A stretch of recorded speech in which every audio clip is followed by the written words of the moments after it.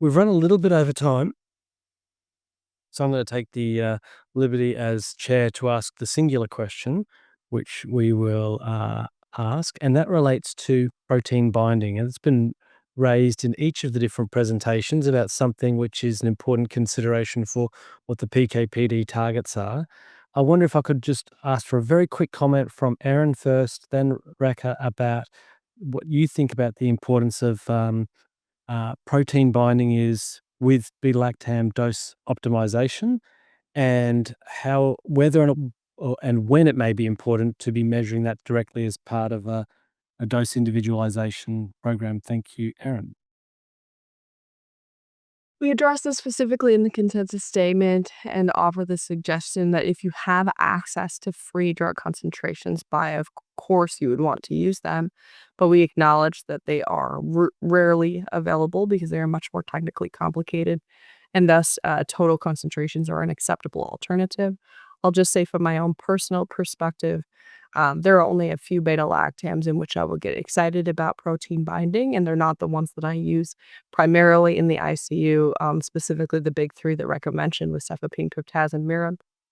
So unless we're talking about ceftriaxone or Fluclox or some of the other ones, I don't get too excited about protein binding. And in fact, my own personal perspective is just I think perfection can be the enemy of good in this circumstance. I think if you dose appropriately and you have any levels, you're already way ahead of the curve. And so I think certainly from a research perspective, focusing on free drug concentrations is ideal. But clinically, if you have total levels, that's still better than not having any levels at all. So that's kind of my overall take on it. Thank you so much, Erin. I really appreciate you joining us from Minnesota. Have a lovely evening. Rekha, your turn, particularly in the context of kefazole, and which does have quite high and variable protein binding, like the drugs that Erin mentioned.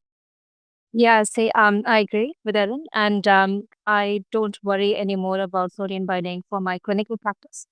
I think we should try and define some targets or a target range, a concentration range that we want to aim for, and it should be total concentrations. I'm going to say controversial things here, simply because with ceftriaxone, we've already seen that when we dose 2 grams daily for meningitis, we have really good outcomes.